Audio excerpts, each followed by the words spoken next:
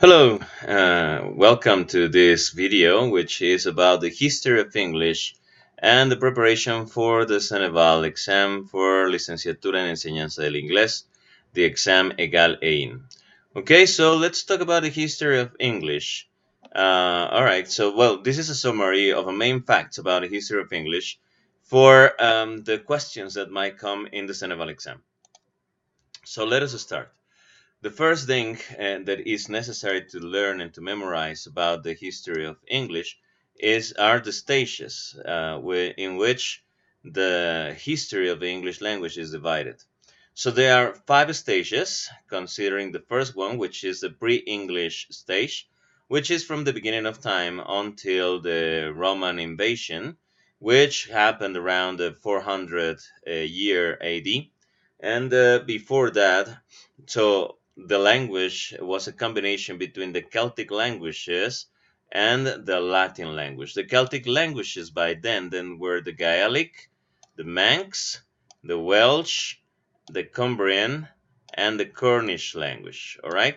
Then the rest of the stages are the Old English, the Middle English, the Early Modern English, and today's Modern English. So let us start checking one by one.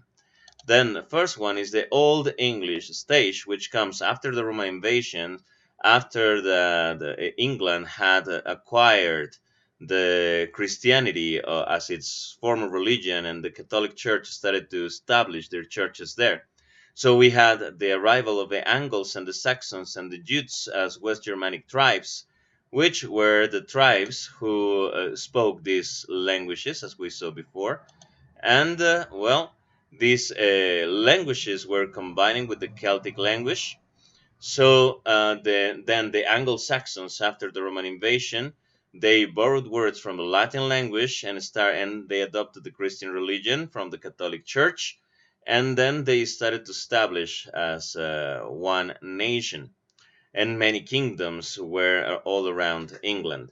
Then something important that happened during the Old English stage is the Viking invasions, and with the Viking invasions and their arrival and their language, which actually did not have any written form, the Anglo-Saxons started to adopt new words from the Vikings. And King Alfred the Great was worried that the new language from the heathens was going to take to overcome the English language that they had. So he decided to try to preserve the language through the promotion of the use of the English, and in order to do so, he wrote the Anglo-Saxon Chronicles, and he also made a translation of the Bible from the Latin Bible to the English language in order to fight the invasion of the Vikings, the cultural invasion of the Vikings. Okay, so then during the Middle English, after the Viking establishment and the combination of the Viking language with the old Celtic language and the Germanic languages and the Latin and all this combination of words, then they came the Norman invasions, which came from France. And eventually French was dominating the England territory. So it was a combination now from the Latin, from the French, and from the pre-made English language. So English language was spoken by the peasants, while lords were using French or Latin. So the vocabulary started to mix, and it started to emerge to raise something new. English language was used for the commerce, for trading, and for the government, but the Black Death was a crucial event in the language. All right, and the literacy among the population during that time was only 2%. Okay, so we have King John who lived during that era. Then we have the early modern English, which is also called as the Elizabethan era.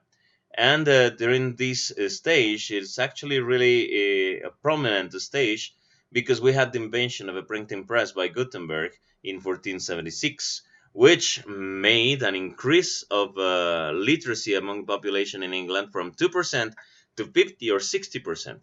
It was the splendor of the Tudors, King Henry VIII, Queen Mary and Queen Elizabeth. And well, we have the golden age of literature, which was brought by Queen Elizabeth, and the golden age not only of literature but of the whole England kingdom. So after Queen Elizabeth died, then King James, who was the King of Scotland, came to be the King of England as well. He was also the King of Northern Ireland. So he decided to join all these kingdoms and to create the one and only United Kingdom that we know today. So something that the King James did in order to preserve the English language was the translation of a Bible, which is known today as the King James Bible. Also, during this era, the work of Shakespeare created or gave an important, really remarkable influence to the English language because he created more than 2,000 words and idioms, and well, that we actually use today in modern English. Then, with that, we come to the modern English era, which happened during the 1750 up to now. And well, we know that out of 1,000 words in English, we have 1/3 from native Germanic languages, and 2/3 are borrowed from other languages such as Latin and French. The homogeneous source are coming from 90%, 98% of the words are Indo-European languages, and 2% of the words that we use in today's English come from other languages. The unnecessary words have been discarded, and new words have been created. Okay, 80% of the original words of the English language has changed. They have changed totally, which means that if we had a conversation with King Alfred the Great, we will not be able to understand each other. So just important facts about the history of English. Okay, the poem of Beowulf, which is the first known poem in English, it has 3,182 verses, which with more than 40,000 words, and it talks about a hero with the strength of 30 men in each one of his arms. Okay, this happened to be written during the Old English stage. King Alfred the Great, as we said before, he created the first translation of the Bible from Latin to English in order to secure the language, and the Anglo-Saxon Chronicles, which were created to promote the English language and also nationalist feeling, right? So an identity to be British. So the Canterbury Tales, which were written by Geoffrey Chaucer and talk about many legends of England, including those from the Knights of King Arthur and his Round Table, Camelot, and all these stories. It established the future of the English language and it popularized it among the people. The King James Bible came to exist after the King James request to be translated, and it established the domination of modern English as we know it today. William Shakespeare gave this remarkable influence to the English language, creating more than 2,000 new words and idioms. Well, these are the most important facts and the most important information about the history of English, which might be asked in the Ceneval exam.